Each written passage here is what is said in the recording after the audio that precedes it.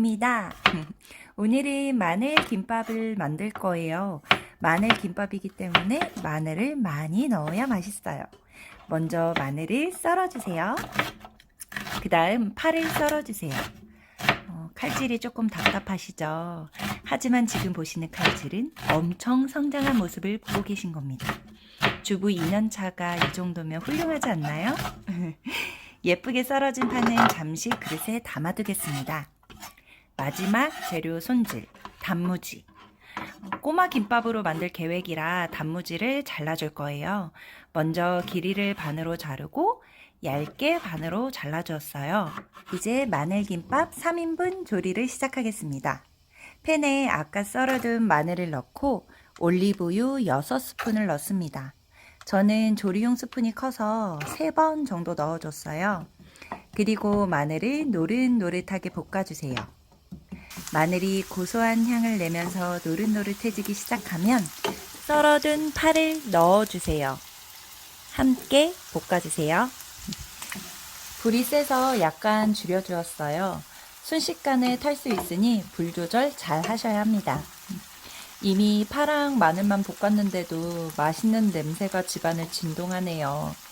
오늘은 마늘 김밥으로 만들어 먹을 건데 김밥 말기 귀찮으면 마늘 볶음밥으로 먹어도 너무너무 맛있답니다. 파와 마늘이 노릇노릇해지면 간을 해주세요. 간장 넣어주세요.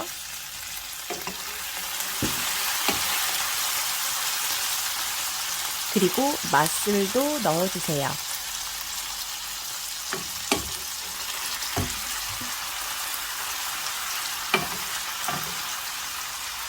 이건 치킨 스톡이에요. 없으면 생략하셔도 됩니다. 같이 볶다 보면 치킨 스톡이 녹아요.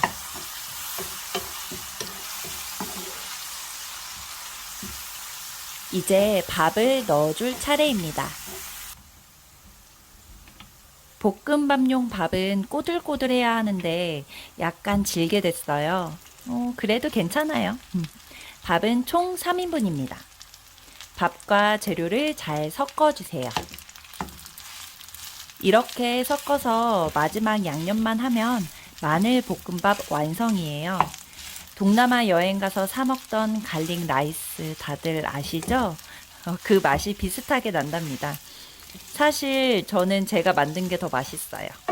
재료를 아끼지 않아서 그런 것 같아요. 이제 마지막 양념을 할 차례예요.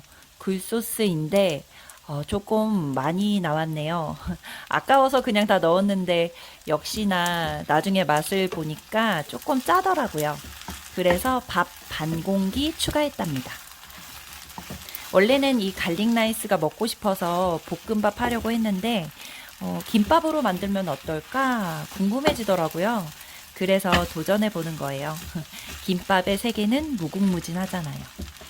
저희 부부는 김밥 러버라서 김밥을 진짜 자주 해 먹거든요. 처음엔 기본 김밥으로만 만들어 먹다가 김밥 만드는데 좀 재료 준비가 오래 걸려서 간단하게 만들어 먹을 김밥을 찾기 시작을 했죠. 그래서 도전 정신을 가지고 이런저런 김밥을 만들어 봤더니 다 너무 맛있는 거예요.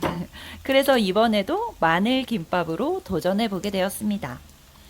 이제 거의 다 완성되었어요.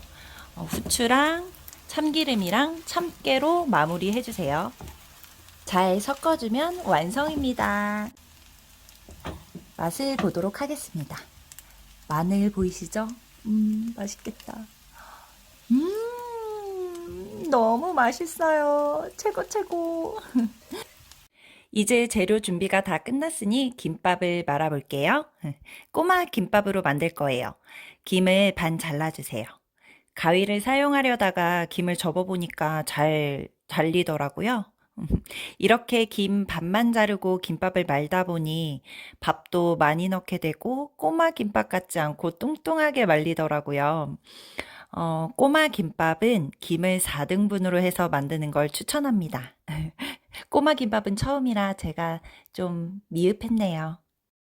특히나 처음 만든 김밥은 일반 김밥이나 다름없네요. 왜 김 반으로 자른 거니? 단무지 하나만 들어가서 김밥 말기 어렵지 않아요. 김이 조금 터지긴 했는데 많은데 문제 없습니다. 매우 간단하더라고요. 첫 번째 김밥 완성!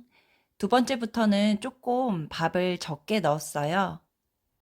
밥을 잘 펼쳐서 단무지 넣고 예쁘게 말기. 김밥 싸기 어려워하시는 초보 주부님들께서는 김밥을 이렇게 만드시면 참 좋을 것 같아요. 두 번째 김밥 완성! 김밥을 싸는 중에 신랑이 퇴근했는데 들어오자마자 냄새를 맡고 주방으로 냉큼 달려왔어요. 너무너무 맛있는 냄새가 난다고, 뭐냐고. 배가 안 고팠는데 갑자기 배가 고프다고 하네요. 혹시 여러분, 5가지 사랑의 언어라는 책 읽어보셨나요? 그 책에 보면 5가지 사랑의 언어가 나와요. 사람마다 사랑으로 느끼는 언어가 달라서 배우자의 사랑의 언어가 무엇인지 먼저 알고 그 방법으로 사랑을 표현해야 한다는 거예요. 사랑의 언어 5가지가 뭐냐면, 첫 번째는 인정하는 말, 두 번째는 함께하는 시간, 세 번째는 선물, 그리고 네 번째는 봉사, 5번째 스킨십. 이렇게 5가지예요. 5가지의 사랑의 언어 중 배우자가 사랑이라고 생각하는 방법으로 사랑을 해준다면 부부 관계에 긍정적인 도움을 준다. 뭐 이런 이야기인데, 저는 함께하는 시간 그리고 스킨십이 제 사랑의 언어예요. 남편이 저와 함께 시간을 보낼 때 그리고 스킨십 해줄 때 사랑으로 느끼거든요. 그래서 저희 신랑은 봉사예요. 신랑을 위해서 제가 요리를 한다던가 뭐 설거지를 한다던가 청소를 한다던가 뭐 이런 봉사를 해줄 때 사랑을 느끼더라고요. 특히 제가 맛있는 요리를 해줄 때 신랑은 저의 사랑을 느낀답니다. 눈빛에서 그걸 알 수 있어요. 오늘 신랑은 엄청난 사랑을 느끼고 있어요. 혹시나 배우자가 어떤 사랑의 언어를 가지고 있는지 궁금하시다면 5가지 사랑의 언어라는 책을 읽어보시는 걸 추천드려요. 사랑이 듬뿍 담긴 마늘 김밥이 완성되었습니다. 김밥 자르면서 먹어봤는데 이거 진짜 맛있어요, 여러분. 꼭꼭 만들어 드세요. 또 김밥에는 라면이죠. 라면도 급하게 끓였습니다. 김치랑 함께 맛있게 먹어보도록 하겠습니다.